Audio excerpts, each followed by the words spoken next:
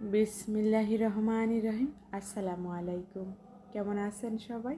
আশা করি ভালো আছেন। আমরাও আলহামদুলিল্লাহ আল্লাহ তাআলার অশেষ রহমতে ভালো আছি। আজ হচ্ছে বৃহস্পতিবার, বিকাল থেকেই ব্লগটা স্টার্ট করেছি। আর বিকালবেলা হচ্ছে বৃষ্টি হচ্ছিল, কয়েকদিন ধরেই ঝিরিঝিরি বৃষ্টি হচ্ছিল। আর বিকালবেলা হচ্ছে আমার ছেলে বৃষ্টিতে ভিজতেছে, ওর খুবই ভালো লাগতেছিল।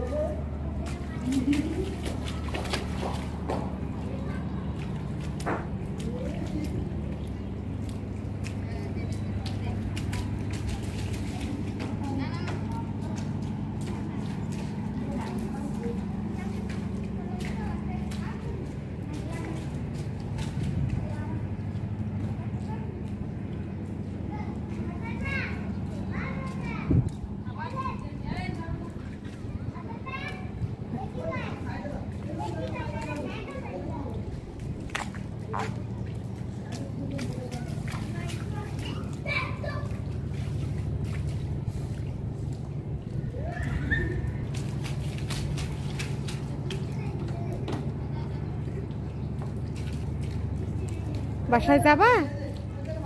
আব্বু বাসায় যাবা? হয়েছে? আসো আসো আসো।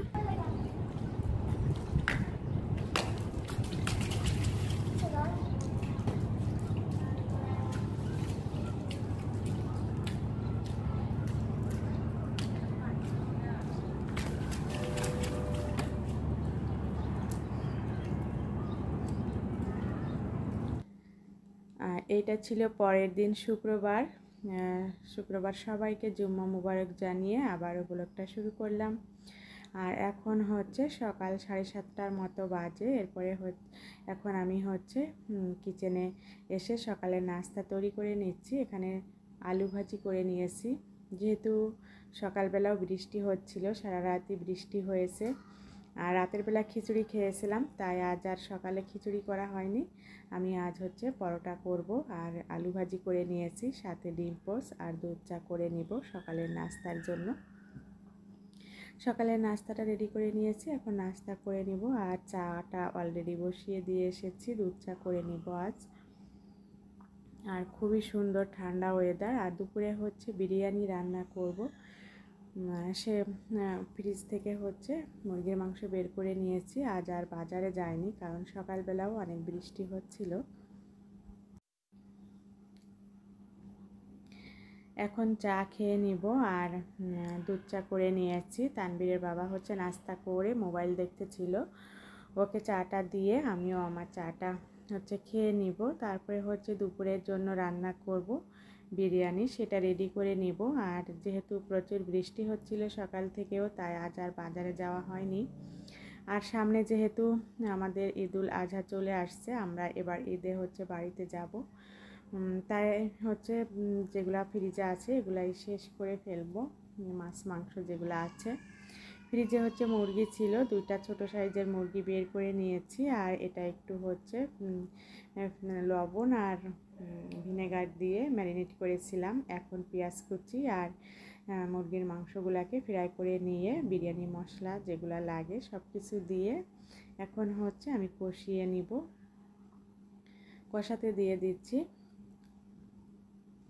এখন বলক এসে গিয়েছে, নেড়ে চেড়ে আবারও খুব সুন্দরভাবে কষিয়ে নিব। আর যেহেতু লাইনের গ্যাসটা নেই, তাই হচ্ছে সিলিন্ডার গ্যাসেই শর্টকাটে রান্না করে নিচ্ছি।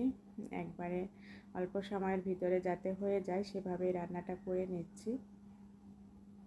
আর যেহেতু খুব ছোট মুরগি, এটা সিদ্ধ হতে বেশি সময় লাগবে না, এজন্য হচ্ছে এভাবে করেই কষিয়ে নিচ্ছি। এখানে আর কোনো ঝোলের পানি অ্যাড করিনি।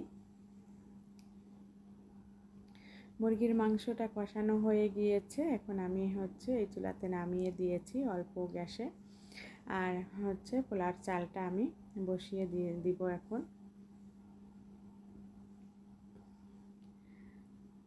এখন আমি পোলাওটাও বসিয়ে দিয়েছি। এরপরে হচ্ছে বলক আসলে, চাউলটা একটু সিদ্ধ হয়ে আসলে কষানো মাংসটাও দিয়ে দিব, দিয়ে নেড়ে চেড়ে ঢেকে দমে রেখে দিব। খুব সহজেই রান্না করে নিচ্ছি। আর যেহেতু বৃষ্টির দিন, এরকম খাবার খেতে কিন্তু ভীষণই ভালো লাগে। এরপরে হচ্ছে আমি দমে রেখে দিয়েছিলাম, আর এখন অলরেডি রান্নাটা হয়ে গিয়েছে। আর দুপুরও সবাই নামাজে চলে গিয়েছে। নামাজ থেকে আসার পরে আমি হচ্ছে খাবারটা সার্ভ করব। আর এখন আমি হচ্ছে আমার ছেলে তানবীরের খাওয়ার জন্য রেডি করে নিচ্ছি, ওকে খাবারটা খাইয়ে দিব।